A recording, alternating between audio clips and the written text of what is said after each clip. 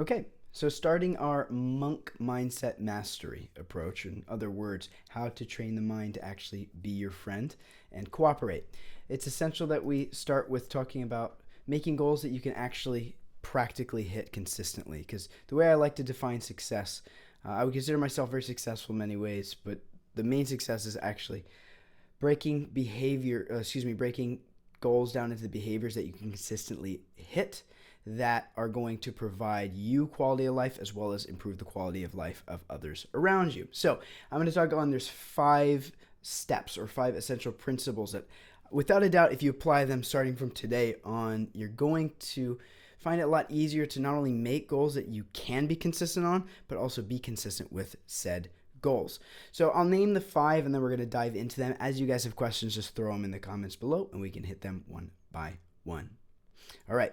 Step number 1 is we turn our goals into what we call claims. That means we want to understand the destination of our goal, which means it's very specific and in the positive. I'll break that down here in a moment.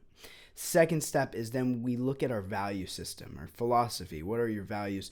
Once you've identified your values, then you see what's congruent in terms of your claims or in terms of your goals. This next step from there is breaking things down into behaviors. What are the essential behaviors that you need to commit to eventually hit your goals? We're not trying to be fortune tellers here. We're not, we make practical deadlines, but we're not so attached to the result. We want to get attached to the practices that will inevitably, consistently provide us results that are in alignment with our dharma or what it is that you are meant to be doing here in this life. The next step is we actually create space in your schedule. We look at your schedule, we create an ideal schedule and start to plug in and create the space for those behaviors to consistently exist. And then the 5th step is we look at what is going to stop you and sabotage you from consistently hitting those goals and what are the things that might come up or for sure will come up, and we make a plan to how to avoid, minimize them, as well as exit them when you are experiencing them. All right, we're going to run through these quickly. I mean, this is a whole retreat, actually. Anyway, we do retreats on this. If you guys want access to that, just let us know. We can send you information, but we're going to run through some brief practices around each, and I encourage you as you're going through this with me, pick a goal or a few goals that you want to apply as we go through these so that you can actually, by the time you're done listening to this, you can immediately start to apply it into your life. All right, first step is we turn everything into a claim. We don't just leave it in the form of a goal. A goal indicates there's distance between me and the goal. I'm here, goal's there. We want to figure out what is the destination of that goal. What is the result or the end of that goal? Let's pick a example like, let's say someone's goal is to not feel like shit. Let's just put that one. That's one a lot of people might have ruminating in their mind. Let's say the goal is to not feel like shit. Well, the first step is we don't know what the heck that even means. We got to get really clear. So we want to always turn our goals into the positive and make it specific. So if you're talking about your goals in the forms of what you don't want, it ain't going to work. We got to talk about what you do want, and we got to make it really specific. An example is, no one think of an elephant. Don't think of an elephant right now. Guess what? You just thought of an elephant. Congratulations. Why? Because the mind does not work in negatives. We got to turn it into the positive. If you don't want to feel like shit, what is it that you do want to feel like? Let's say you want to feel comfortable in your body. We'll keep it a little vague for the sake of helping everyone actually pick something that you can relate with. So if rather than saying you don't want to feel like crap, we turn to the positive, say what you do want to feel like, which is you want to feel comfortable in your body. Maybe if you want to pick a more explicit goal, you could say, I want to get out of debt. All right, what is it? If you don't want to be in debt, what is it you want to do? Oh, I want to have a business. All right, now let's get specific. What does that even mean? You don't want to have a business. What exactly is it that you want to do? I want to heal people with yoga. Okay, cool. How many people, how much money do you want to make, etc. And you get into the specific details. I want to help 50 people a year through yoga and make $108,000 a year. Whatever, pick. You guys know what your goals are. I don't have to tell you what it is that you want. All you have to do is sit down and shut the mind up for long enough to actually figure out what your true desires are. Figure out what it is that you want. Turn it into the positive, number 1, and then secondary, make a specific clear idea out of that, and then turn it into the present as well. So rather than saying, I don't want to feel like shit, we say, what do you want to feel like? I want to feel comfortable in my body. Be more specific. Be more specific than that. Ask yourself, what is that for you? Is that putting on more muscle? You want to put 5 more pounds of muscle? Whatever that is. Turn it into something that's very specific, and then claim it in the present. I am, I feel, I fill in the blank. Turn it into the present. This isn't creating affirmations that are a fake it till you make it and you scream in your affirmations in the mirror hoping that they come true. That's not what we're suggesting. We just want to have a clear, identifiable destination of the thing that you want in your life. That's essential. We can't go anywhere else until you've identified that. All right. Clear, explicit goal that's in the positive form. Let's just go with, instead of saying, I want to be out of debt, you say, I want to make $108,000 a year through healing people with yoga. We'll go with that as your specific. Then rather than saying, I want, take that out, turn it into the present. I make $108,000 a year by helping people heal through the practice of yoga. That's an example of a claim or a goal that you can actually hit. Start there, turn it into the positive, make it clear. The next step is you got to write down your values. You know what's important to you. Everyone has a philosophy.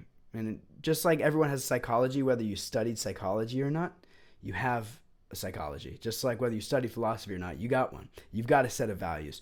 The first step is getting clear on what your values actually are, and it's essential to write them down. What is it that I actually value in my life? Spend a little bit of time writing them down. Once you've noted them, the next step is to ask yourself where they came from. Did they come from society? Did they come from your parents? Did you pick them up from a book? Identify where you got those values from. And then the next step is to actually prioritize them. See what values are more important than others. An example might be spending quality time with your family is a value. Another value might be visiting beautiful, warm places on vacation. Now, you have to ask yourself, which of those two is actually more important, which takes precedence. And like this, you go through and then make a priority, prioritize what values are actually the most important to you. Once you've done that, now you have your claims and then you have your values. I need you to compare them, and I need you to help yourself look at your claims in relationship to your values to make sure that you're actually paying attention to the right things. Accordingly, you break those down into the top 3 to 5 claims or goals, okay? So, real quick, take your goal, turn it into a claim. That means put it in the positive and make it really specific. Rather than saying, I want to be out of debt, you say, I want to make $108,000 a year by... And then how do you want to do that? Get specific by healing people with the process of yoga, something like that. Second step is write down your values. Make a list of what your values are and then compare the two. Make sure that you're actually in alignment with your values with the goals that you have or the claims. All right. The next step is the behaviors. This is actually the best part. This is the part that if you skip this, nothing else is going to work anyway.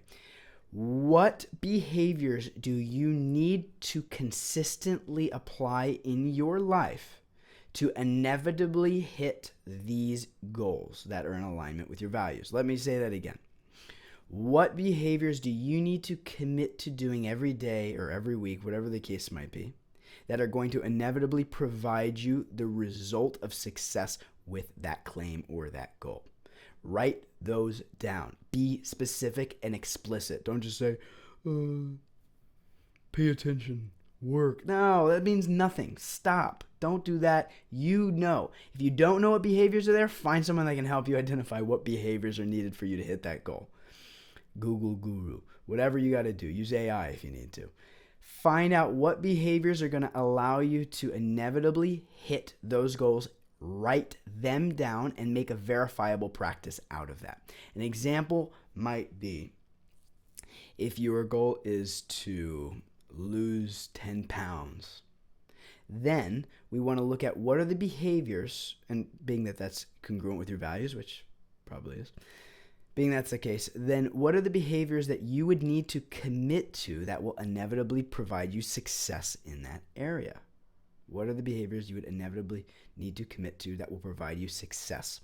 So an example might be regulating your timing of your eatings, right? Portioning the food that you're eating, whatever the case might be. You start to list those behaviors and make them really clear and explicit to the point where when you end your day, there's no wiggle room. It's a yes or no. Did I do this behavior? Yes or no. If there's any wiggle room, if it's not a very clear yes or no, then sit down with a piece of paper and a pen until you actually write down something that is verifiable. Something that before you close your eyes at night, you can ask yourself, did I do it? And the answer is either yes or no. And if the answer is no, we got a problem. Then we got to look to the next step, which is, we're going to talk about here in a second, discipline. The next, so we've got turn your goals into claims. Look at your values, write them down, make sure they're congruent so that you can prioritize the most important claims or goals in your life so that you know which is going to affect you the most positively. Then we look at consolidating the behaviors that will inevitably provide you success in that area. And then we look at the most fun, which is discipline. That means what do you need to create, what type of structure do you need to create in your life, in your schedule, that will allow these behaviors to exist. So let's say if it's a fitness goal and one of those behaviors is you need to get moving at least an hour every day in some form of exercise, some form of weightlifting, some form of yoga, some form of running, whatever it might be. You need to create the space in your schedule for that to actually exist. So that open up your calendar and start to clock out that time. Maybe your goal is around being consistent with your meditation and your chanting, and you want to do at least an hour every day, and you want to be committed to that. Then you create that behavior. And once you've created that behavior, then you have to create space for that thing to actually exist in your life. What do you need to shift, move, change in your schedule so it exists? You can't just expect to just go through your days and hope for the best and hope that your mind's going to cooperate. No, everything we're talking about is teaching your mind how to cooperate. That's everything we teach here with this monk mindset method. You need to give your mind things that it can actually do. Otherwise, it's just going to disassociate, get overwhelmed, and distract yourself with other things. All right. Once you've done that step, look at your schedule, look at your calendar, fit in time that all you need to do is show up in those designated times to do said behaviors that are in alignment with your values that will inevitably provide you the result of your claim. You with me so far?